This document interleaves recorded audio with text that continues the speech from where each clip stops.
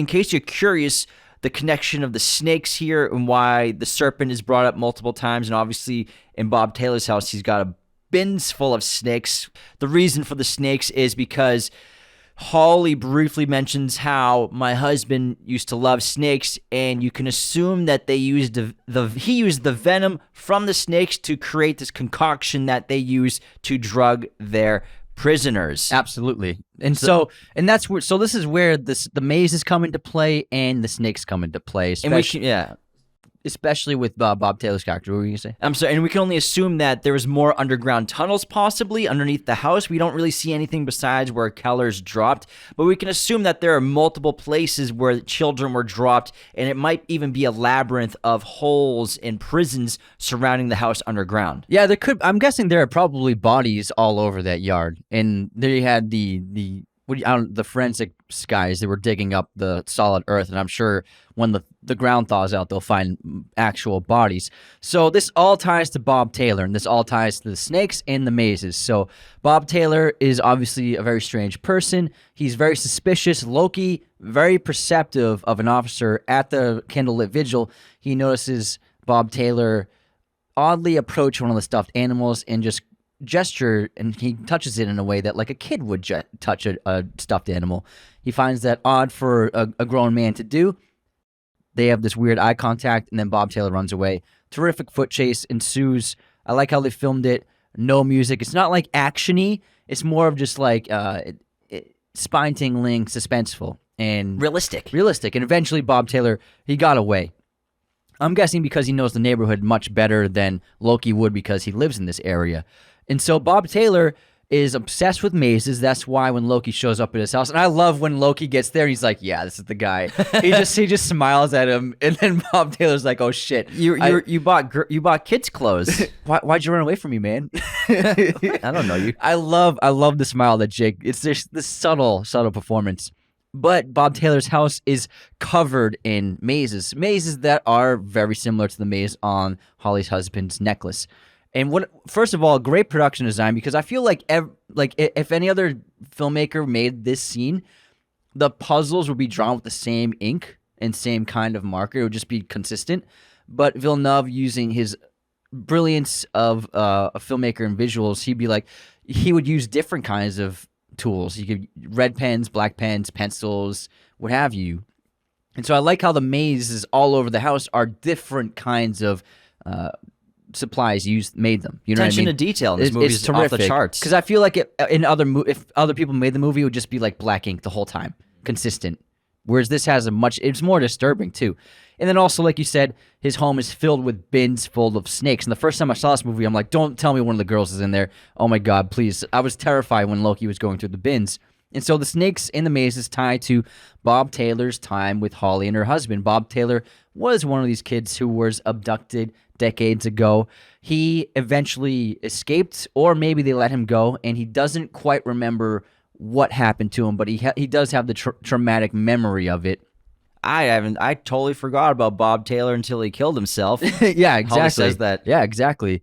And so that book so Rich was one of the investigators, and then Loki goes to see Rich to tell him about some new evidence, and Rich is like the lead. He looks like the lead forensic scientist on site, and he tells him about this book that's there, the Catching the Invisible Man, and it's about this. It's a true crime novel written in this world, not a real life novel, but it's a true crime novel written about the child abductors in this Pennsylvania area.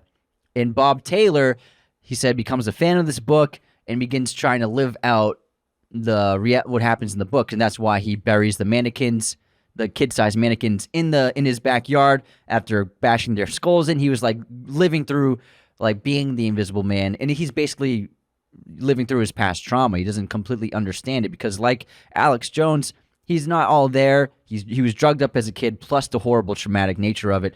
His memory's probably all fucked up. But that's why he has mazes all over his house. That's why he likes drawing mazes, because Holly Jones's husband was probably obsessed with mazes as well. That's why they have the kids They have the kids have notebooks trying to solve mazes their entire time there. Both the girls both the daughters, we see in quick little flashbacks that they were told by Holly, if you solve the maze, you'll be able to escape. And so mazes were an instrumental part of passing time when they had the children there. That's why Bob Taylor's obsessed with mazes. And also accident with the snakes. Alex had an accident with the snake, that one of Holly's husband snakes, I'm sure. And Bob Taylor, same kind of thing. That's why he collects snakes. That's why he basically creates mazes constantly, because he was one of those kids. Now, he was not involved in the kidnapping at all of this film. But what he does is he likes to recreate the crimes. He likes to live through them again. And that's why he goes into both homes to steal clothing from the girls' drawers and closets to kind of relay and replay the kidnapping and killing of the girls. So Bob Taylor, he believes he was taken by this invisible man, and he believes that he's trying to, like they say, he's acting out the crimes, the mannequins, the pig's blood all over the clothing. When you first see Bob Taylor going into the children's bedrooms of the missing girls, stealing their clothing, the first time you see that, you're thinking maybe he's like taking something like a memento from their room. Yeah. Not necessarily a trophy, but like maybe that he's grabbing something to bring back to these kids because they're at home, maybe to make them feel a little more at home, to calm them down a little bit, bring something that's theirs to wherever they're being kidnapped. Why else would he be breaking into this house? Why else would he run from the vigil if he's not the kidnapper? But he's recreating his kidnapping and pretending to be the kidnapper and the killer, who he believes is the invisible man or whatever it is. He thinks that was his kidnapper. He's living out a fantasy of being that killer and kidnapper. And by stealing the clothing from the missing girls, he is setting himself up to be arrested, basically. You can assume he went to the vigil because he wanted to become a suspect. He has all these snakes because he wants to be a suspect, because that's what happened in his past. That's what he thinks he has to do. He's drawing all these mazes and puzzles because it's somehow connected. So he's trying to basically become the killer because he can't escape his past and his trauma. That's why the socks, even though they're correctly identified by the parents, they weren't taken by the kidnappers. They were just stolen by Bob Taylor to make it seem like he was the killer, because that's all. He can't escape his trauma in his past. Yeah. And then eventually, when he's drawing the map, he's drawing the mazes and puzzles that he was drawing when he was a child kidnapped for 3 weeks with Holly and her husband. You can assume he had the same exact thing told to him. If you finish all the mazes, you can go home. And he's just recreating those mazes over and over again until one of them might actually look like the house where the bodies of children are dropped. That's why he's burying the mannequins, because he probably saw this happen to other kids. And obviously, I'm sure Alex Jones was there at the same time, maybe, or before then. Mm-hmm. And so he's living out. Alex Jones was definitely living there, because Alex was the first one they took. Yeah, you're right. So he's living out his past trauma because it's the only way he can deal with it. He can't escape it.